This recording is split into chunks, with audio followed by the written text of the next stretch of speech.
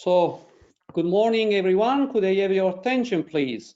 I'd like to welcome all the attendees and participants to this third session of our Geo-economic relevance of Southeast Asia for the Italian country systems, round of seminars. And my name is Salvatore Casabona. I am the Dean of the Master Degree in International Relations, International Trade. And I really thank you, all of you, and sorry for this little bit late in our in opening our session. I mean, this session will be particularly fascinating and interesting for us, just because we will address the cultural relationship between our cities and our university with Southeast Asia and Asia, generally speaking, as well as the economic impact and interchange between our region, Sicilian region, and Southeast Asian 10 national countries. So I would not to plunge anymore in detail, and let me introduce our distinguished guest, Professor Leoluco Orlando, the mayor of the city of Palermo, Professor Fabrizio Micari, who is the rector of the University of Palermo, Professor Ricoletta, who is the president of the Italian Association, Italian ASEAN Association, Mr. Antonino Salerno, who is the responsible of international relations of Cis Industria, as well as Ms. Giada Platania, who is the head of international affairs or unit of Cis Industria. So I leave the floor to Valerio Bordonaro. Thank you very much, Valerio. And before leaving you the floor, just let me express my sincere gratitude to the Association Italian ASEAN for its really incredible support in organizing these round session webinars, as well as Cis Industria for its long-lasting history of support and sponsorship with our course and with our university. So thank you very much. Valerio, you have the floor.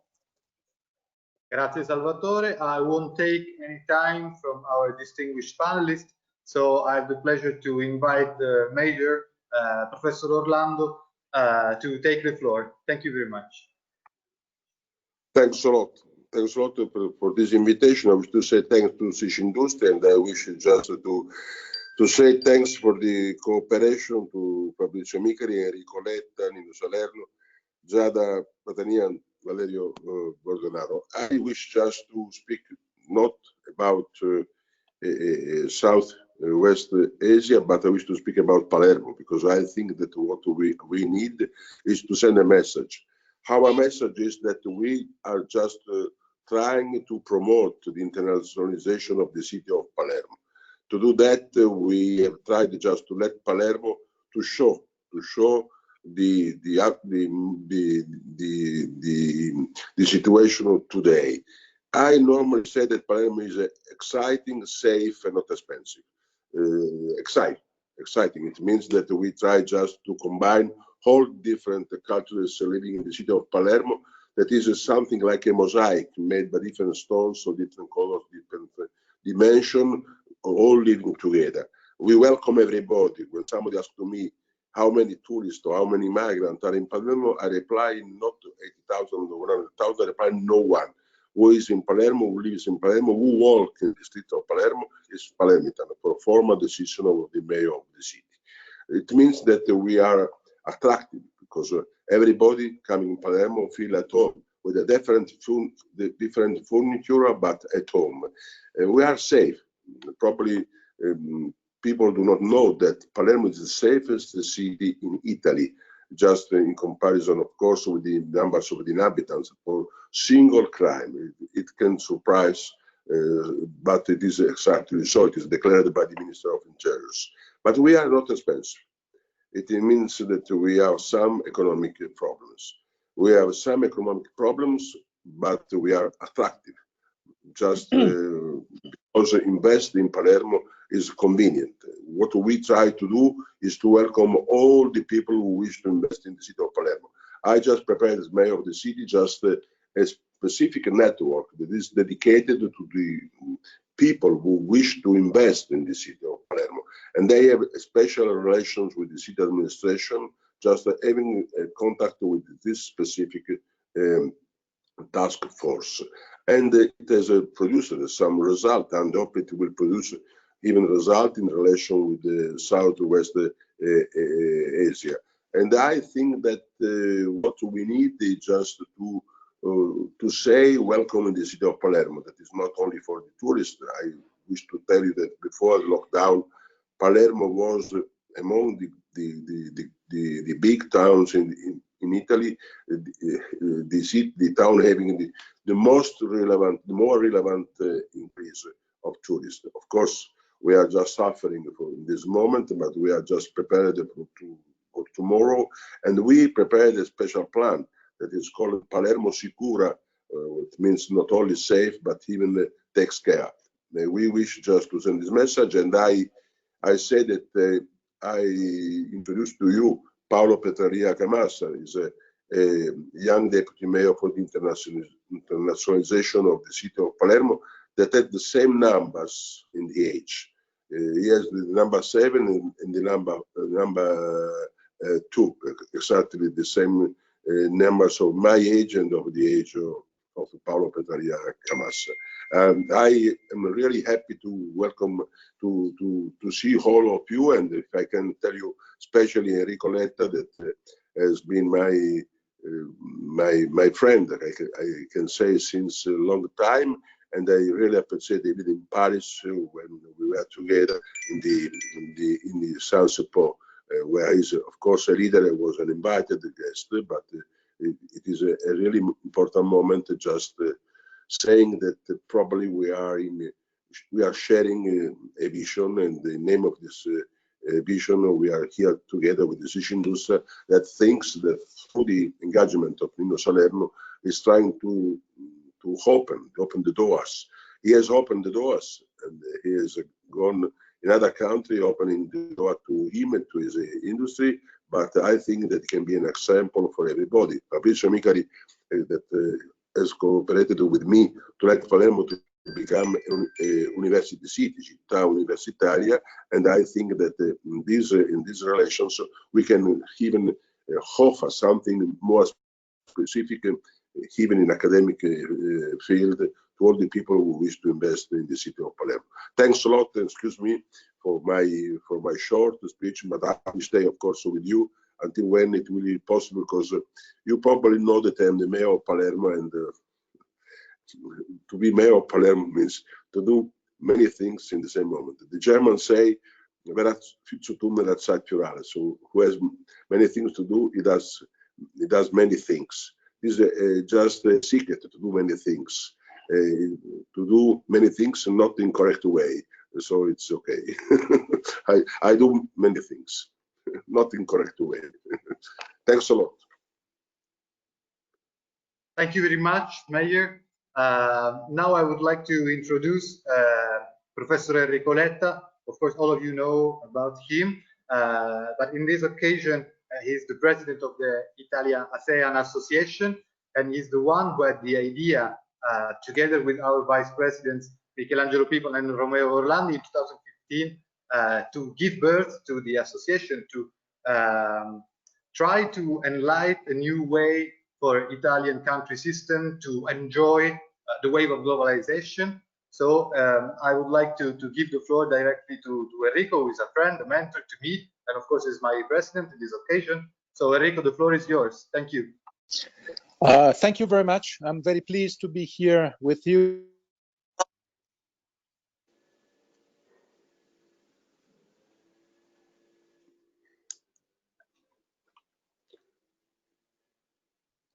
We don't hear. Yeah, we don't know yet. I think the connection failed.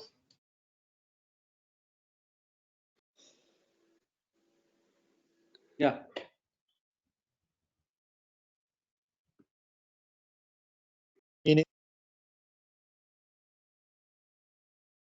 To explain in a very few, do you hear me?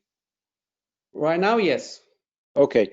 To explain a very few minutes why Southeast Asia, why ASEAN, and why our work to try to expand the relationships between Italy and this very far away part of the world. And why I think Sicily and Palermo can become an hub, an important hub for this kind of trend. Do you hear me? Yes. Do you? Yes. Yes, Okay. yes, we do hear you. Okay. Thank you very much.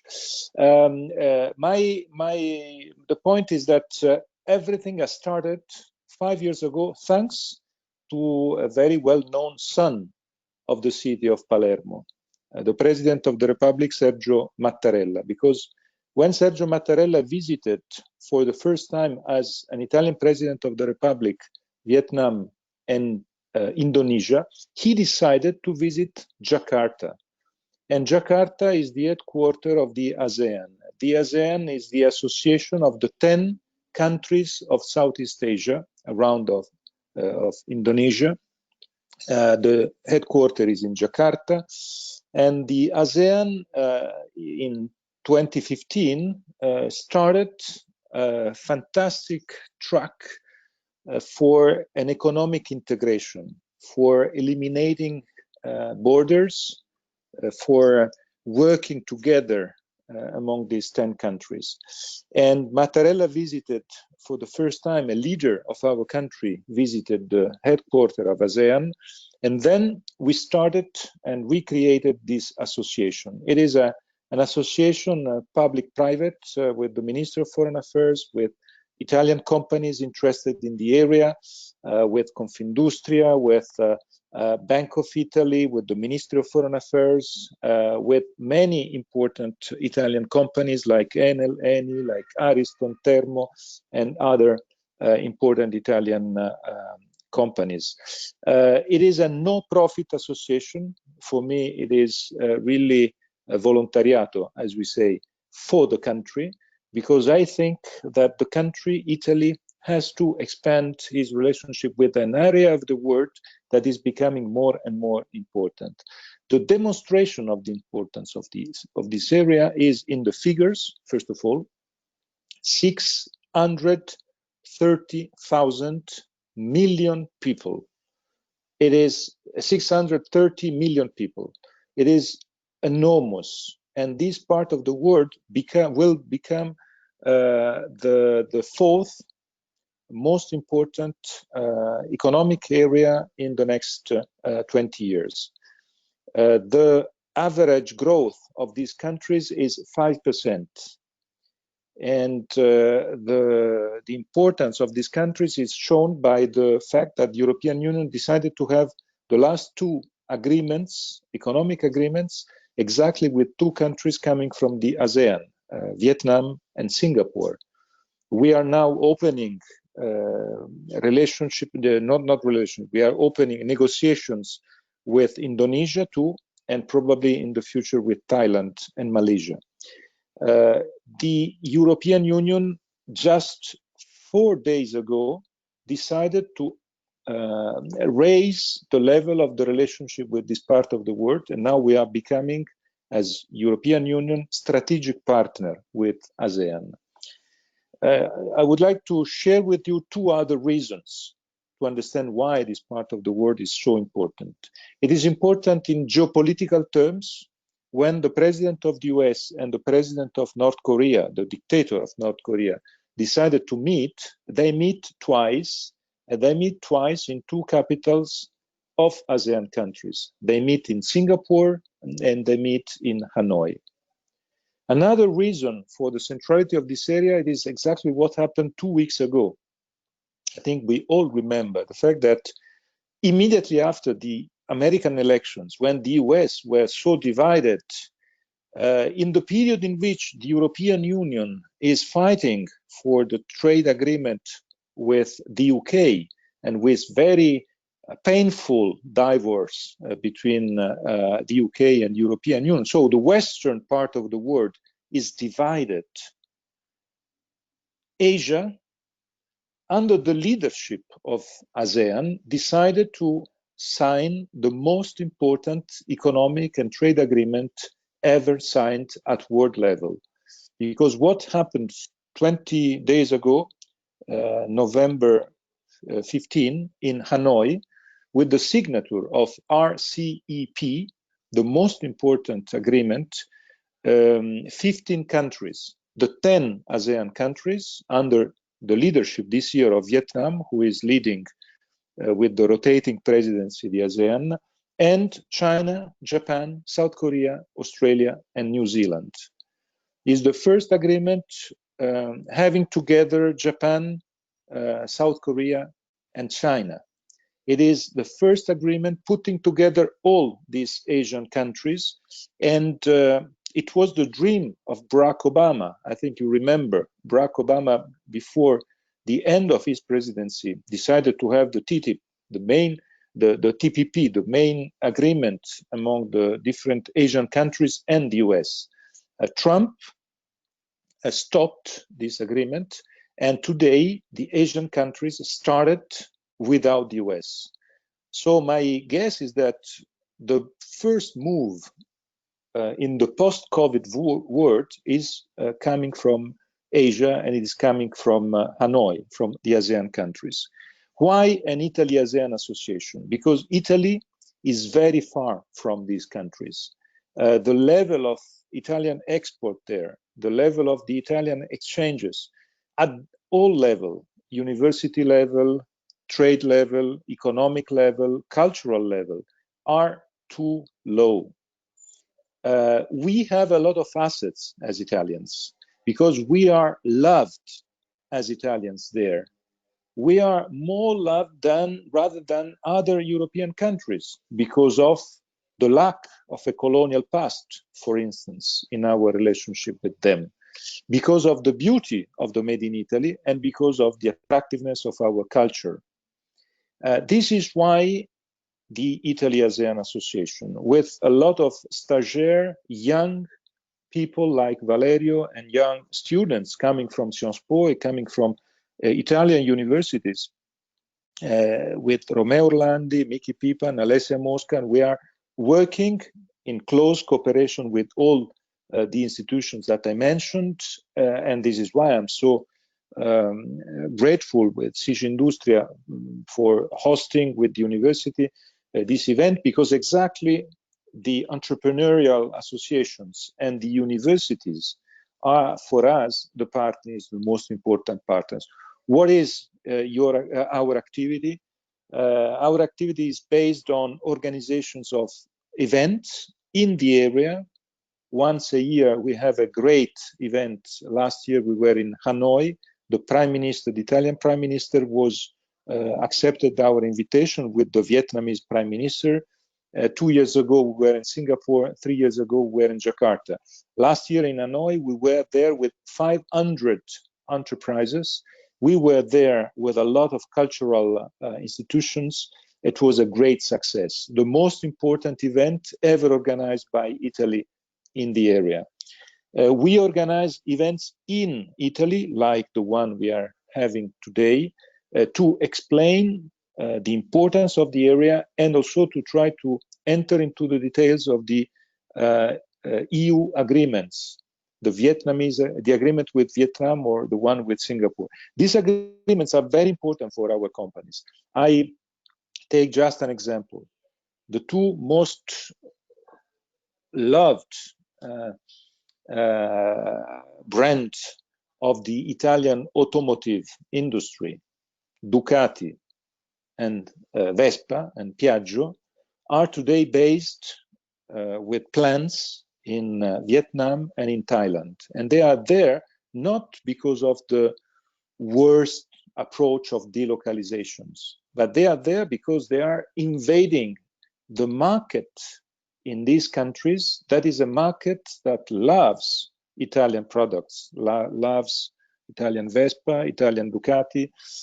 So the possibility for our companies to be there and to be present there, the possibility to establish new agreements at university level, that is for us and for me one of the most important part, and I'm very glad that University of Palermo is engaged in this field. And of course, also the possibility to expand the information of what is happening. We work with the embassies of these countries in Italy, and we work also with the European Union, because as you know, the European Union is competent for trade on behalf of member states and on behalf of Italy. So it is a large spectrum of activities, cultural activities, economic activities, education, information, the possibility to create a link. Thanks to the vision of someone from Palermo, President Mattarella, who decided 5 years ago, as I told you at the very beginning, to give this signal. Why Mattarella gave this signal? He gave this signal because for Asia, ASEAN is the first example of cooperation among countries, a sort of supranational cooperation. It is probably too early to make a comparison with Europe, with the European Union. But our dream is to consider Jakarta and the headquarters of the ASEAN there, like we consider today Brussels, with the headquarters of the European Commission and the European institutions.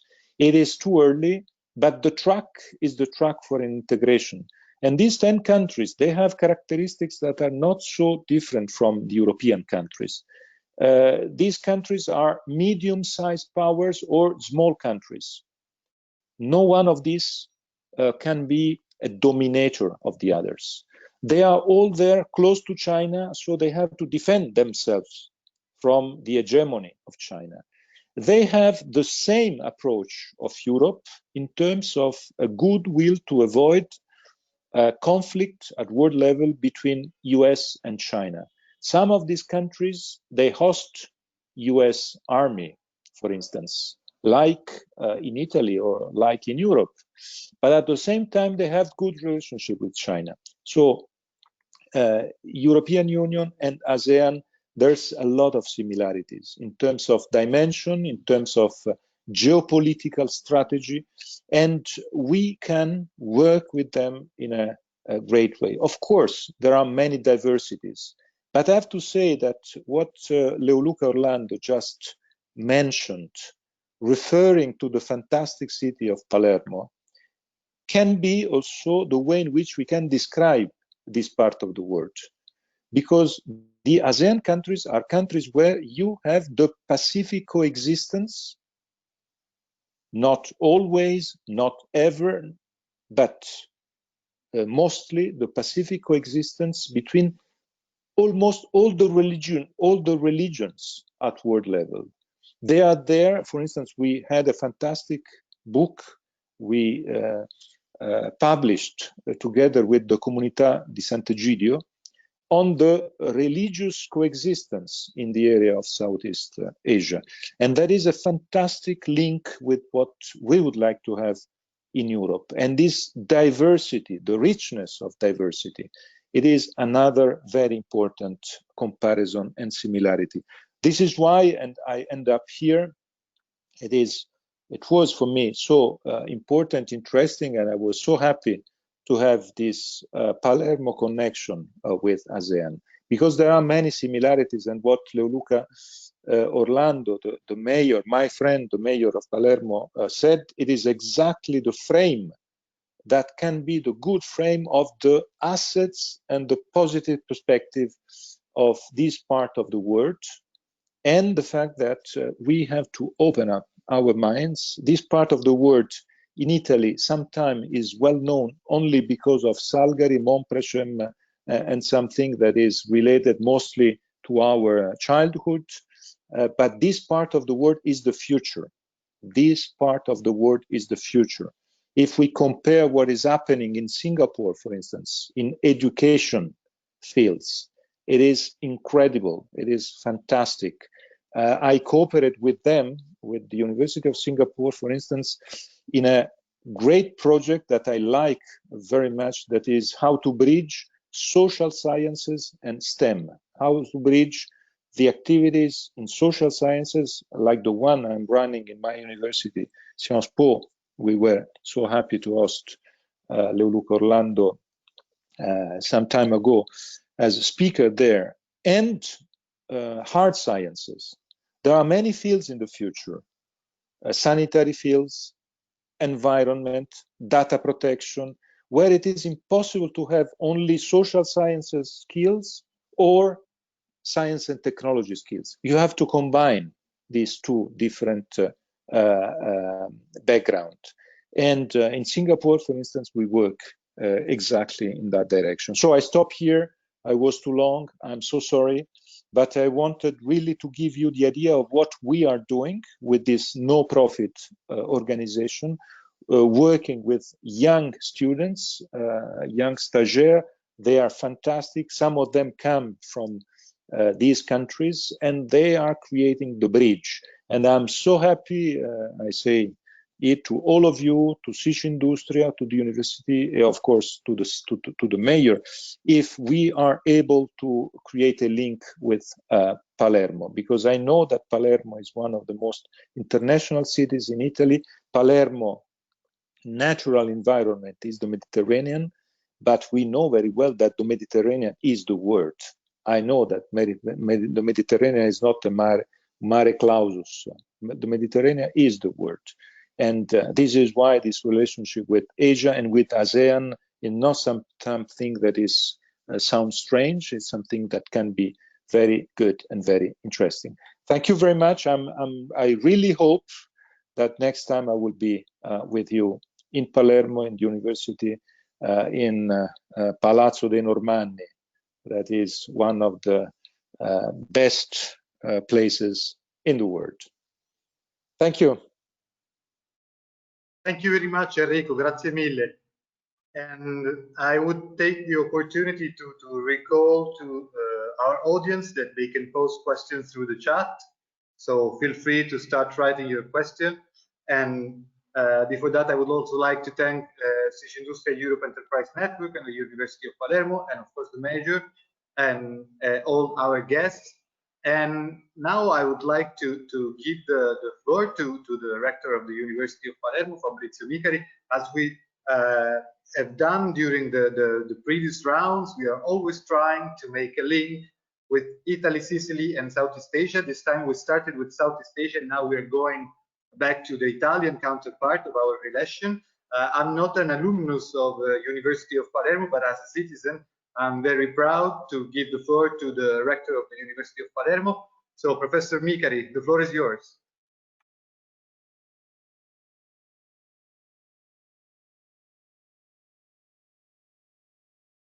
Okay.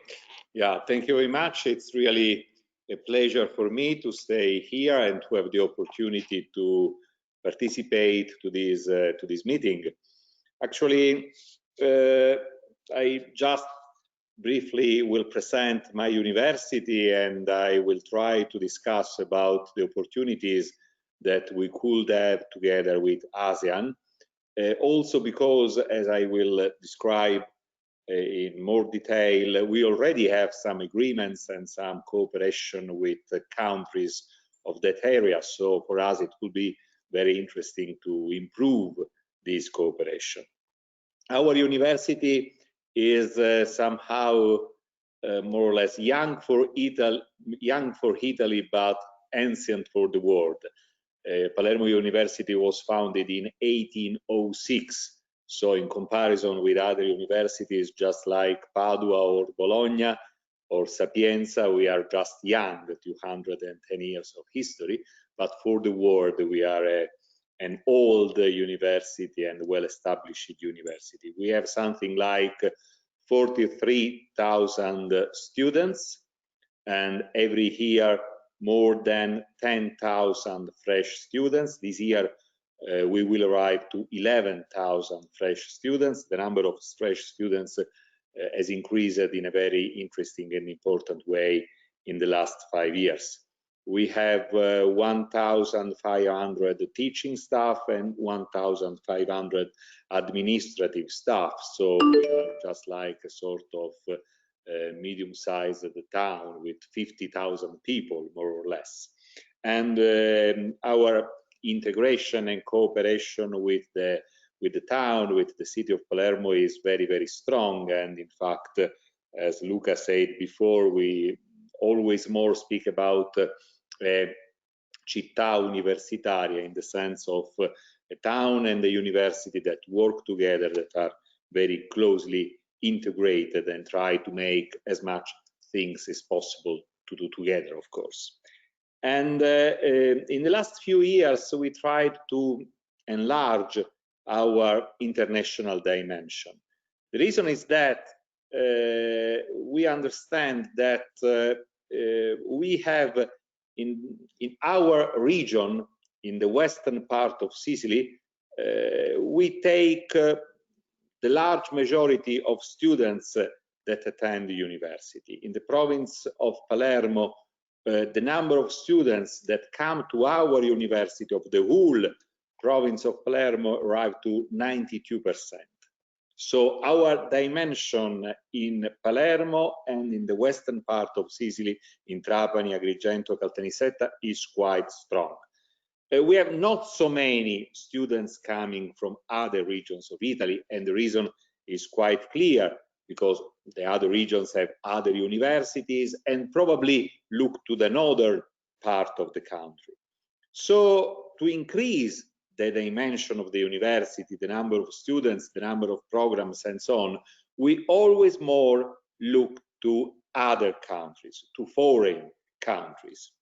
You have to consider that in this moment we have something like 150 teaching programs, corsi di studio. We have 23, 24 PhD programs. So we can offer in our dimension of generalistic university that cover more or less all the fields of science, we want to increase our dimension looking to abroad, looking to other countries. And this is the reason for which we now have several programs in English. In this moment, we have 9 or 10 programs, mostly at the master level in English. We have something like 60 programs that permit a double degree with other countries, 60 programs.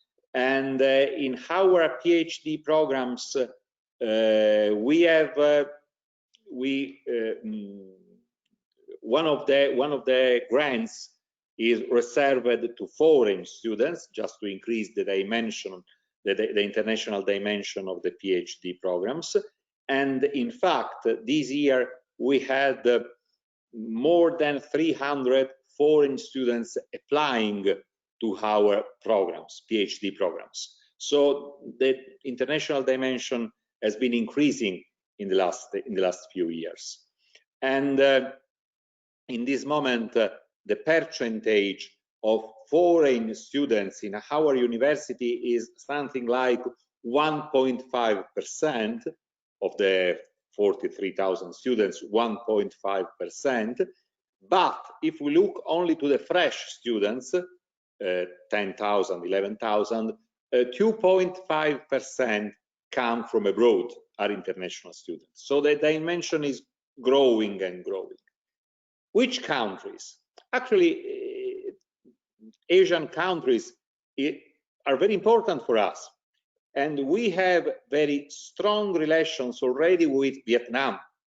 Together with Semi Casabona, with Professor Casabona, we were in Vietnam in November 2019, last year. And the reason is that our link with Vietnam is very strong, including mainly 2 particular fields. The field of international trade, and Professor Casabona is dean of this program, and electric engineering. Professoressa Riva Sanseverino is in charge of these, and we have a lot of students coming from Vietnam. The Vietnamese community in our university is one of the largest. Somehow, for us, it's not so easy to have students coming from Germany, or Switzerland or France, in turn, for us it's much more easy to have students coming from Vietnam, Malaysia, or these other countries. So it's very interesting for us to enlarge our position in Asian countries, because we feel that we can be very attractive for these kind of countries, probably much more than for Swiss or German students. The number of students coming from these countries is much larger and can increase a lot. We feel very well in this point. Another important issue is that our cooperation with Vietnam, in this case, is not only for education of students, but also at another level, at the level of cooperation. We have had a very interesting program in which somehow we educated the administrative officers of a prefecture. I don't remember the name of the prefecture, but I'm sure that Sami Casabona remembers it. And this is a sort of cooperation activity. We have some of these activities also in other countries. For instance, it's a long term that we educate the civil protection of Salvador, Guatemala, these countries of Central America, civil protection against earthquakes, against volcanic eruptions. And in this case, we educate the civil protection of these countries, Salvador and so on. In Vietnam, we have this cooperation activity in the field of administrative officers of this prefecture. We went to Vietnam, they came to Palermo, we had a very nice evening at Teatro Massimo all together. It was very, very nice. And I am sure that this kind of activity, so not only education for students, not only PhD programs, but also education at another level, at the level of administrative officers in different fields.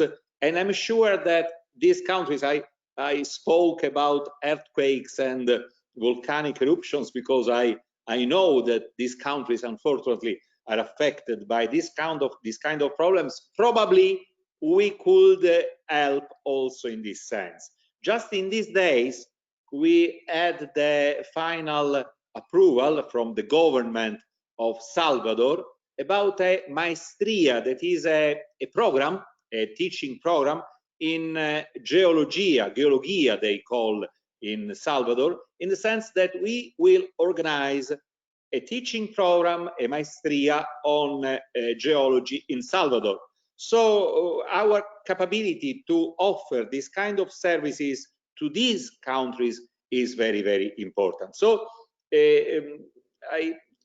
my idea, I'm starting the last year as rector, but in these 5 years, what we did is to try to enlarge the university in Sicily, but also abroad, trying to find new, let's say, markets. And these countries, of course, are very, very interesting for us because we believe that we can be very attractive for them much more than European countries or other countries in the world. So it's very interesting for us. And I conclude. And now we are trying to modify something more in the sense that we are going to launch some other programs online, teaching programs online, because we understand pandemic, of course, is a dramatic problem, but we are trying to see pandemic as also as an opportunity to learn something more. And what we learned with pandemic is to work online, more or less, in the sense that we understood that teach online is not the same as in presence, but anyway, is possible. And together with Professor Casabona and other friends, we are starting to launch, and together with the cooperation with some people of China and Sicily industry, of course. We are trying to launch some programs, online programs, and the first 3 will be on at master level, will be on electronic engineering, management engineering, and again, international trade. So probably also this program online at master level could be very interesting and attractive for people of these countries. So really, I'm very happy to take part to this seminar and to have the possibility of this linkage. And Professor Casabona, who is in charge of international affairs for our university, taking in particular into account the countries of Asia, I strongly commit him to continue to work on this, because I believe that ASEAN can really be a very important association to work with, because we need to enlarge our boundaries, we need to increase our presence in these countries, and I believe that our cooperation can be very, very effective. So really, thank you very much for this opportunity that can be strategic for the future of our university. Thank you very much, Professor Micari. And I would like also to thank Ricoletta, who needs to leave in a few seconds. Enrico, I don't know if you want to comment on a question we received, or if you're running out of time. They're asking about South China Sea dispute. Can it be? Can it cause political disagreement between China and Southeast Asia? I don't know if you're still there. Yeah, I'm there. I think it's a very good question, because it was one of the main reasons of the conflict between ASEAN countries and China. It will be a problem, but in the last period, these countries decided to try to find a peaceful coexistence with China. And I think the signature of the agreement in Hanoi 20 days ago is a signal that these kind of disputes they will try to downsize this kind of dispute. The downgrade of these disputes, I think, is today the main approach they are having. So, frankly speaking, I'm a little bit less worried now than I was 5 years ago, when, after Mattarella's trip, we decided to create this association, and with Valerio Bordonaro, with Ambassador Pipan, Professor Orlandi, we decided to create this association. Today, the association has 2 headquarters, one in Rome and a second one in Milan, and I will be more than happy to have a third one in Palermo, of course. So thank you very much. I was very happy also in listening what the rector just said. It's a fantastic listening how much the Palermo University is working at international level. The future of our universities is to be attractive at international level, and what you are doing is really fantastic, in line of the tradition of the city of Palermo. Thank you very much. Thank you again. So I think now we can try to move. We've been talking about big systems and the cooperation between universities, and of course the creation of the association with the original visit of the President of the Republic. But now I think it's time to bring the discussion on the ground. So I'm very happy and pleased to give the floor to Antonino Salerno, who is the responsible for international relations of Sicily Industria. Nino, the floor is yours. Thank you. Si sente la mia voce? Sì? Si sente bene, ok.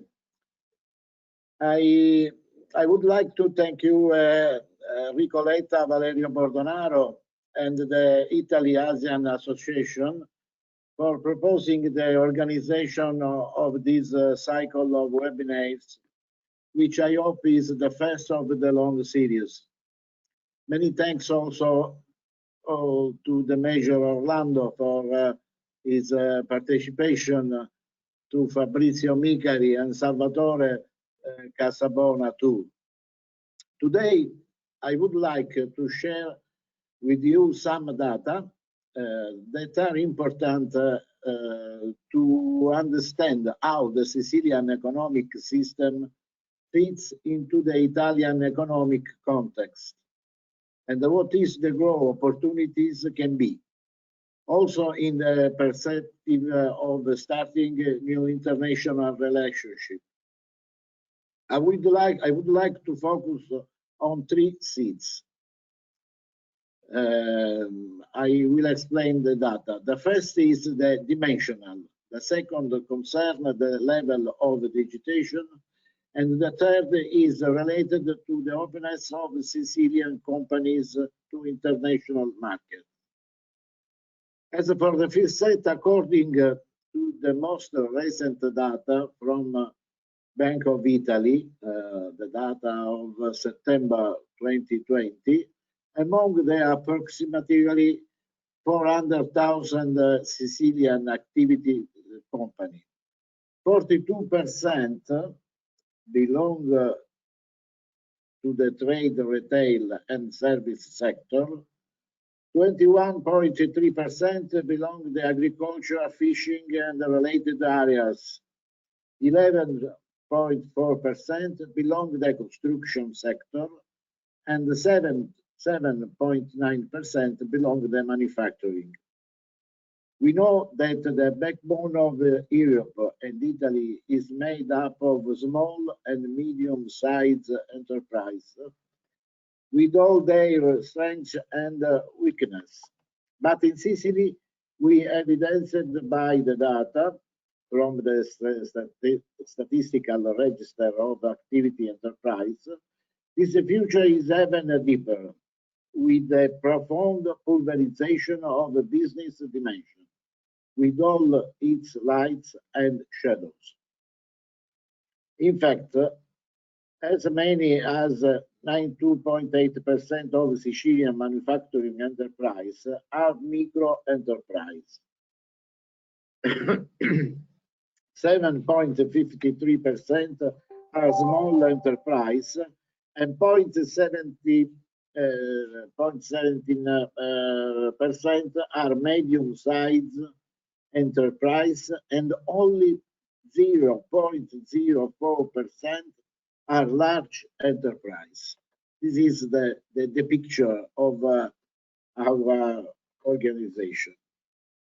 Therefore, excluding a micro enterprise, the fabric of small and medium-sized manufacturing enterprise in the regional territory is made up of 1,050 companies about, compared to the 3,600 in Campania, 2,500 in Puglia, and 40%, 400 about in Calabria. 1/3 of small and medium-sized enterprise belong to the agro-industry sector.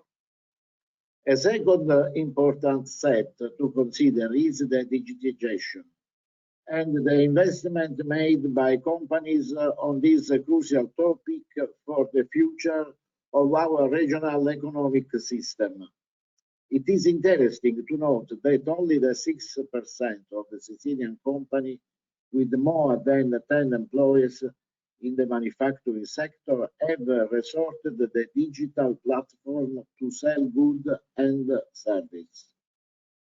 Of the company with 10 or more employers related to manufacturing, 51% said that had made investment in the latest one from all digital technology. For the most part, these are basic investment on the internet with 46%, in connection via optical fiber 33%, or for via G4 or G5 26%, and IT security for 21%. Here, Sicily, and not just the business system, is in the line with most of the region of Italian making as one of the last countries in Europe and in the C2020 Index, Digital Economic and Society Index of the European Commission. In fact, Italy ranks 2050 in Europe, ahead of Romania, Greece, Bulgaria, and considering only the level of digital skills and human capital, it is the last position. DESI monitor a series of parameters to measure the level of digitization of European countries in 5 macro areas. Connectivity, worth 25% of the index. Digital skill, worth 25% of the index. Use of the internet by individuals, worth 50% of the index. Integration of digital technology by companies, worth 20% of index. And the digital public service, worth 50% of index. Thinking about third set, that opening up to the international market, it is known that in Italy, 30% of GDP is made up of export. It is also well known that exports are strongly concentrated in the region of the center north, with a share of 19% about, according to the Istat and ICE 2020 strategical workbook. The dynamics of Sicily, with an export and around 9.2 billion, we are that place in Italy. It's still far from 124 billion of Lombardy. Among the companies with 10 or more employers, referring to the manufacturing sector alone, most of them are focused on selling to local markets. Only 27% of companies sell their products within EU single market, and about 8% in the rest of the world. Therefore, the gap remains wide. But this 27% of Sicilian exporting companies is strong, representative, and authoritative base in all sectors, starting with agri-food, which is perhaps the spirit of the economy, excluding oil, sorry. And considering the green economy, energy, or tourism, it is the first business group to refer to in order to expand the parterre of our company that open up the world. I remember the words often repeated by our Secretary for Foreign Affairs, Manlio Di Stefano, who, by the way, is from Palermo, presenting the government's new export strategy. There is a large number of companies that do not export because they simply lack that awareness of beginning able to do it. We want this to increase. We want to obtain a new market share and expand the pool of companies able to trade outside the national borders.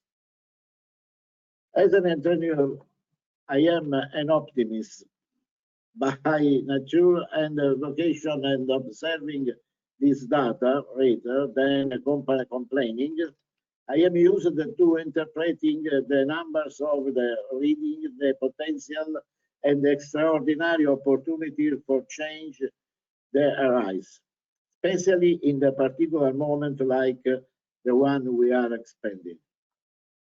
There is a lot of work to be done, and a collective commitment is needed, each for their own part, to undertake a new direction of growth with great tenacity and perseverance, value that in addition to resilience equality that Europe rightly placed today in the forefront, are characteristic of companies, and I would like to emphasize particularly of the Sicilian companies.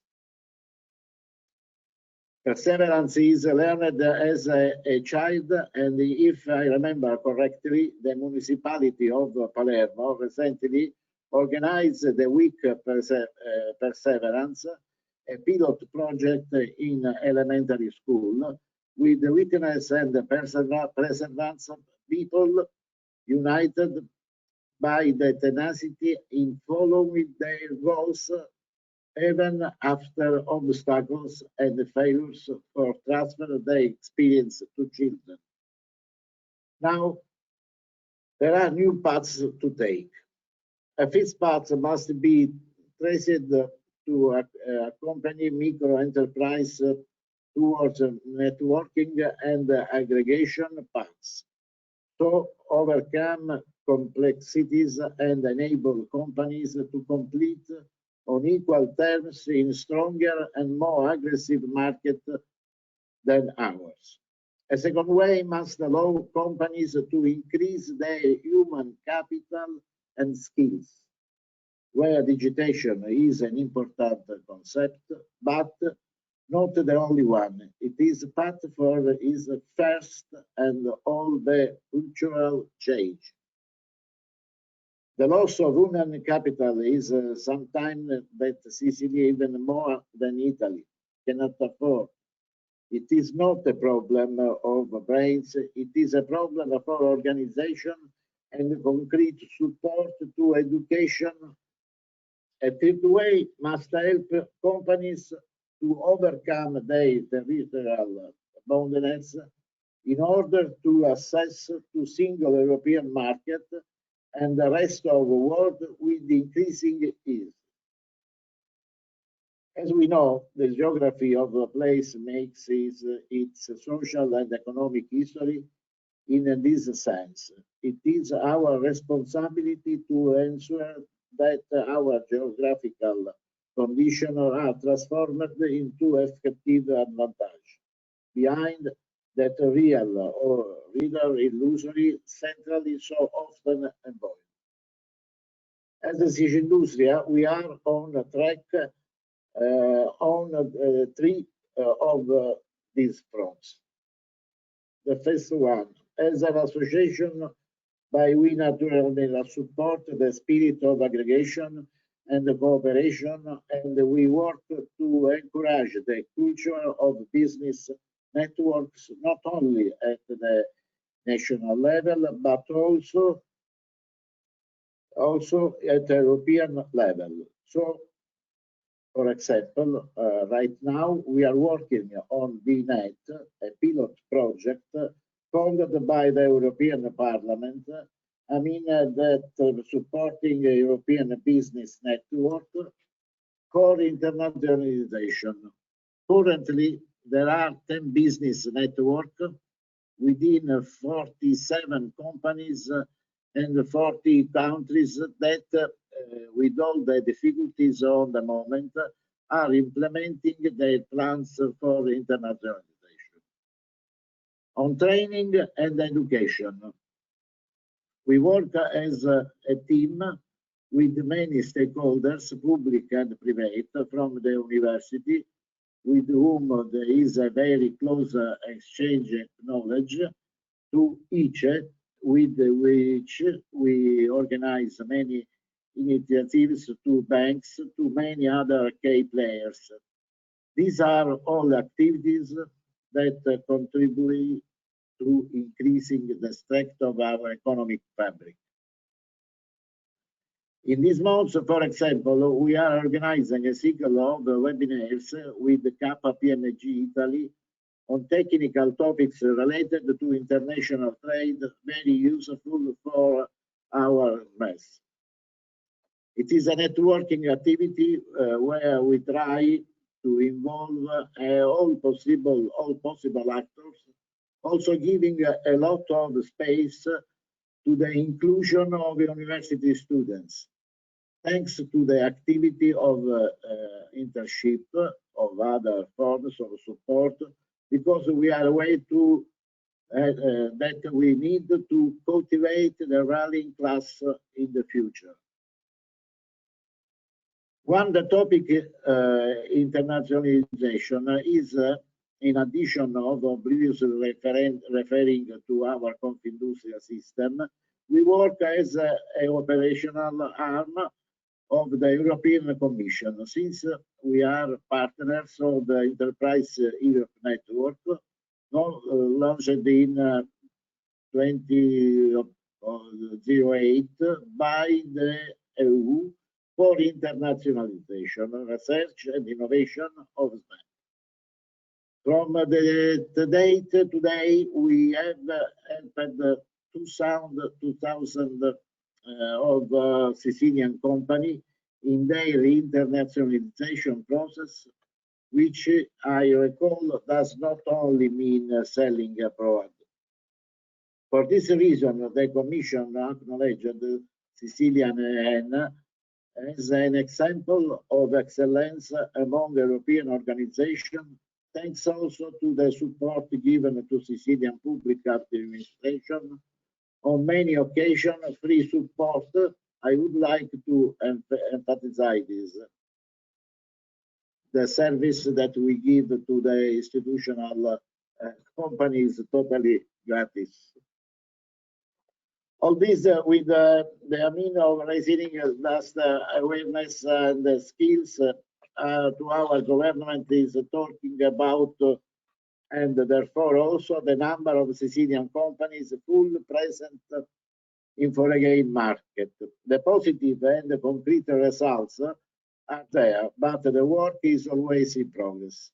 And perhaps it is also thanks to engagement that since 2040, when they took action to promote a relation with China and high speed, Sicilian export went from about 30 million euros, about 20 million euros in 2019. And there is still a lot of building to continue. On the main obstacles to competitive capacity, Sicily is aligned with the rest of Italy and would say also with the rest of Europe.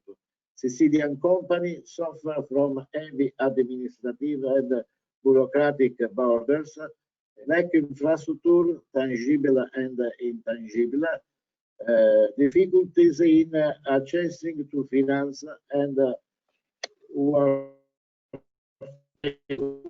environmental context, as long time of reaction. The theme of infrastructure connected to the logistic that crucial affect international trade, because it directly impacts to the shipping time and the cost, and therefore of the competitive and ability of the Sicilian company to access the European and international market. Without adequate infrastructure, trade does not exist. The ancient Romans say this well, and the Chinese know it even better today. As for years, they have been engaged in creating a powerful infrastructural network on land and sea in Sicily. Potentially, in the condition exists, they be able to play a key role in the considering that the island could be a steward hub for the maritime routes, the entire world maritime traffic, and for air routes. To efficiently overcome these obstacles is now more that ever strengthened collaboration between the public and the private sector. The resources are there, and they will be more with the 21-27 European plan. The 200.8 million euros of Next Generation EU program, and I stress Next Generation because it is a minute of our young people, can become many more if we work well as a team, and the Sicily will have to find a space for design together a complete vision of growth of international chain. So I think that the cooperation also with the ASEAN will be very interesting. Thank you very much.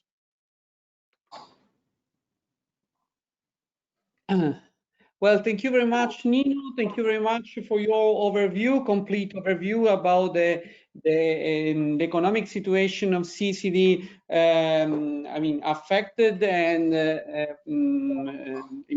in a foreign market. So before leaving the floor to Giada, I would like to just really submit to the attention of the rector that has to leave for another meeting, he told me, a question that is pretty relevant for us as university system, and that does regards the relationship between placement opportunity, university, and interconnection, also in the sense of exchange of communication between enterprise and university for internship opportunity and the placement opportunity. So please, Rector, you have the floor. L'audio, Fabrizio. Okay. Yes, thank you. Actually, we work at different level. I mean, of course, we have some direct relations with the local system, that is the system of Sicindustria, Confindustria Palermo, and so on. So this is at the local level. But also, we have a level that is a national level, using also some database at the national level. There is the database of Alma Laurea, which permits to have very strong linkages between the university and companies. So in terms of trainership, different levels again. A trainership that is at level during the period of education, the possibility of stage at companies, but later other stages after the degree, and then placement opportunities. We can work at the local level and at the national and international one through Alma Laurea. What is more, we try to organize, we have a placement office inside the university that organizes every year several events to create linkage between graduated students and companies. So placement days, career days, and so on, that are sometimes global, I mean with several companies that have a position and they can discuss with the people that graduated, and events organized on request of a particular company. Last year, of course, this year has been much more complicated due to COVID, but in 2019, we had something like 35 events. 2 events were global events with 30, 40 companies searching for people and graduated people that wanted to obtain the possibility of a meeting. And so 2 were global events, and other 33 were organized for particular companies who asked for, who had a free position and asked for graduated. So these are the relations that we have, and so we use both these local databases and the global, the national database. Okay, thank you very much for the answer, Rector. If I may add just a few words about this. As a master degree in international relations and international trade, we used to organize several meetings with enterprise and professional, and this with a double purpose to take into the course the experience, but also catch that occasion for expanding network opportunity in favor of our students in terms of placement opportunity, so direct connection, and also internship opportunity. Okay, thank you very much, and I would really love to leave the floor to Giada for her speech. Please, Giada. Hope you're not dying to go, because it's time for me to show you a little thing, and I will be quite fast, I hope. So I'm thinking about the Sicilian companies. Sicilian companies, we heard from the presentation of Nino Salerno that not many of our Sicilian companies are willing to go abroad. Only 27% of our SMEs go abroad. So even more, Asia is considered as a sort of terra incognita, where you have to really trespass. It gets difficult to trespass the idea of hic sunt leones, the boundaries. They used maybe to go more in the internal market in Europe, or maybe they are willing to go to US, but Asia is something different. But if you change perspective, and as Enrico Letta was stressing, the economy, the world, all the social and economic balances are moving towards Asia, and we see where we are. We see that we have a real enormous potential of opportunities in Asia. See, watch here the ASEAN countries, and watch China and all the other Asian countries like Korea, like Japan, Taiwan, that represent great opportunities. Of these 27% of Sicilian companies that go abroad, many are starting to catch these opportunities.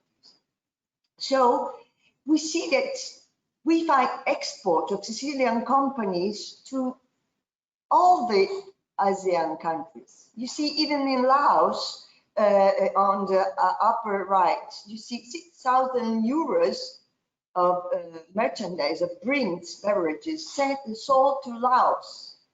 Of course, there are countries where we have a relevant percentage of export, like Indonesia, like Philippines, with electronic equipment or basic chemicals, fertilizers, rubber, or even in Singapore, which is the smallest of all these countries, but in the same time the most powerful in economic terms.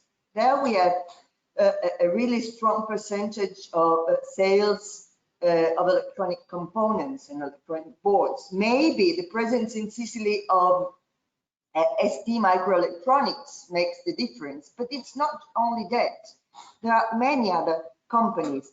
And there is also space for food and beverage, medicines, the pharmaceutical sector.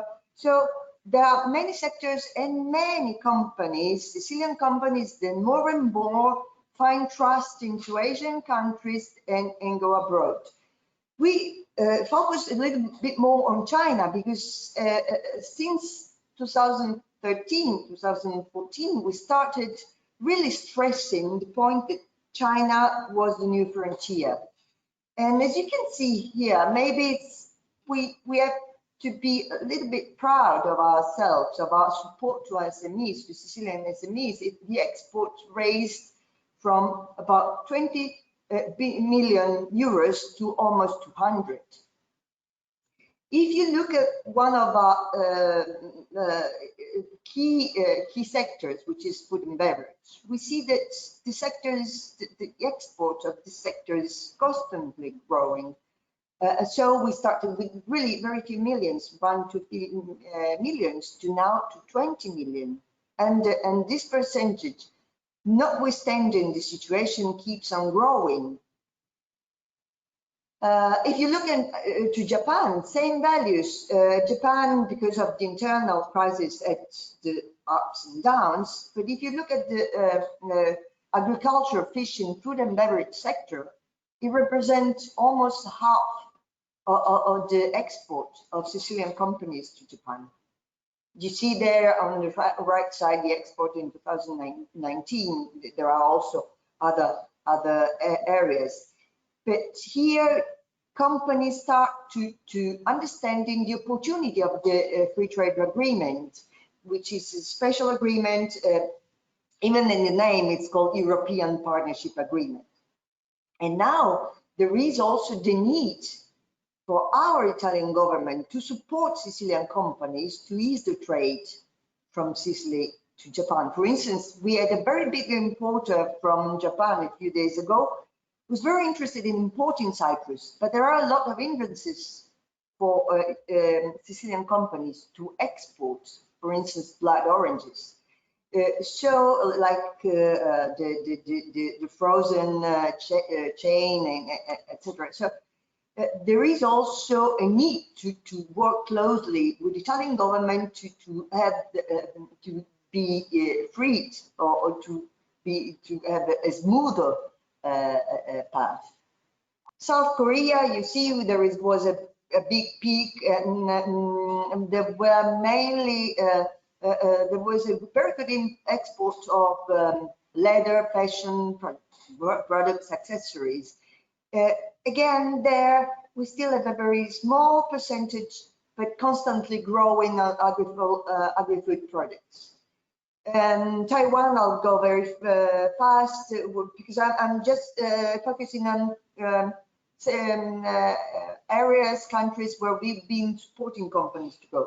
And there too, notwithstanding the crisis, our Sicilian companies keep growing. But it's Asia, so fit for micro, small, and medium enterprises, I would say yes. Together with some other benchmarking colleagues like Denmark, I remind you that Denmark is the same size as Sicily, or Estonia, which is smaller, is even smaller. Well, these companies, which are like us, small and medium enterprises, are starting to export like hell, and they have our same dimension. So why can't we? And a lot of our Sicilian companies are starting to understand it. We have been working closely. When we started saying we have to focus on China, and a lot of companies said, no, we can't. But then they started to understand. So the first time we participated in the Mission for Growth organized by the European Commission, we went to Sichuan, to Chengdu, which is the capital of Sichuan. And we were warmly welcomed. They gave us for free a big pavilion. You can see the small picture there. Ever since, we've been growing and growing because an important keyword is continuity. And building continuity, we started a collaboration with UPIC. The University of Palermo came with us. They offered us even an office in this building, which is where one of our key partners as the headquarters. So maybe in the future, the University of Palermo could be there besides other institutions.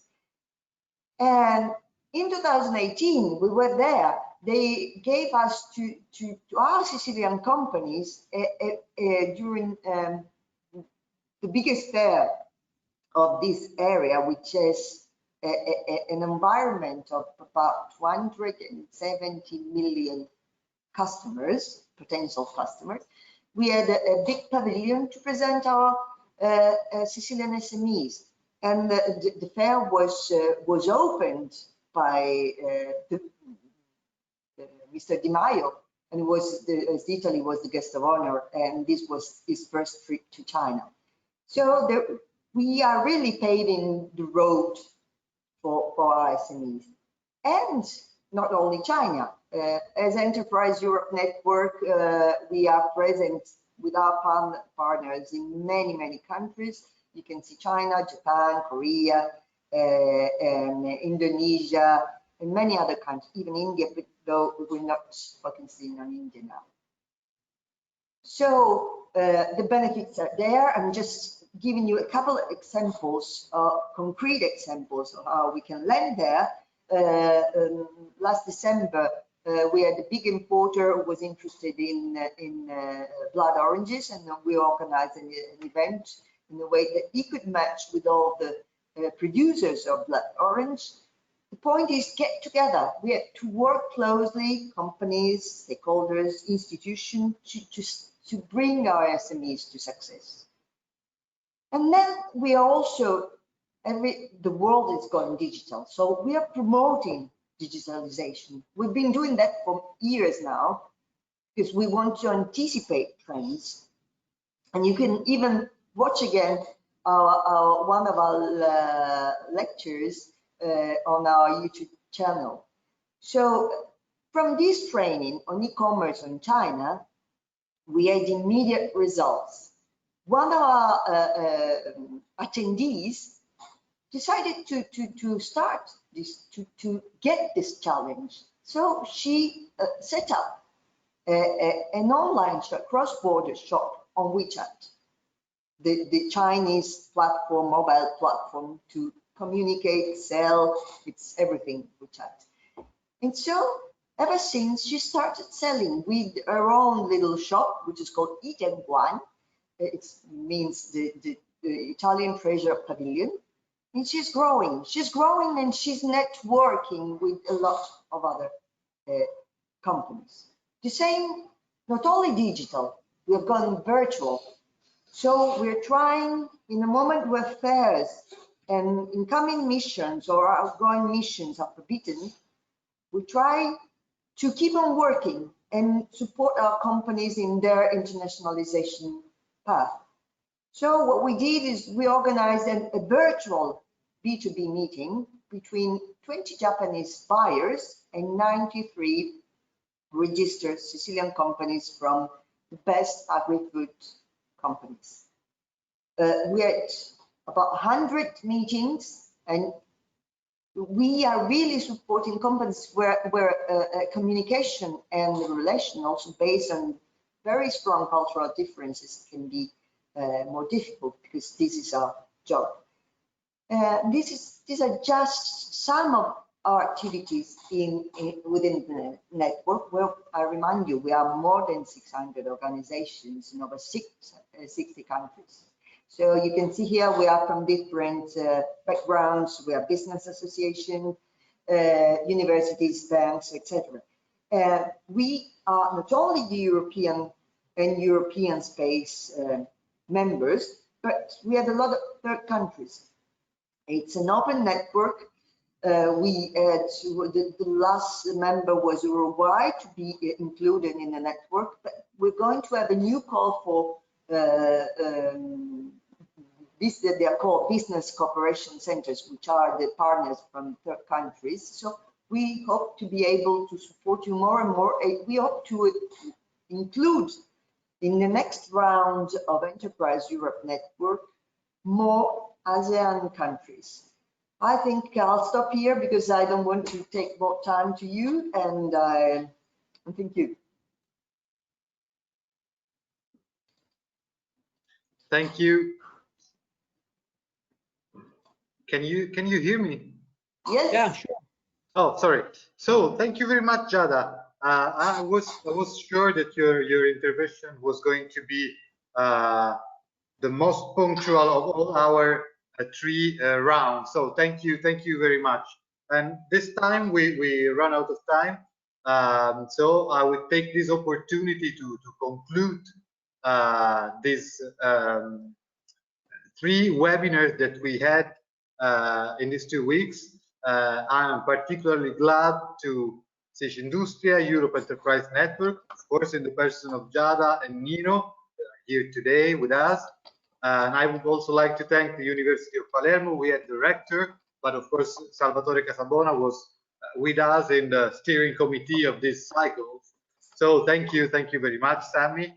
And I'm very pleased to thank all the person who intervened. I remember Alessia Mosca, Romeo Orlandi, the ambassador of Malaysia to Italy, the ambassador of Indonesia to Italy, Giovanni Rodia from the Italian Trade Agency, and of course President Enrico Letta, who joined us today. I think we can say that overall our experience together talking about Sicily, Palermo, and Southeast Asia was fruitful. I see there's some question arriving, but I should say that this time is too late for us. So thank you very much again to the Sindaco, to the Mayor Luca Orlando, and to all the people who intervened today. Thank you, Nino. Thank you, Giada. Thank you, Sammy. And thank you to all the audience. It was a pleasure, and I hope we're going to start soon with another initiative. So thank you very much. Goodbye. Bye.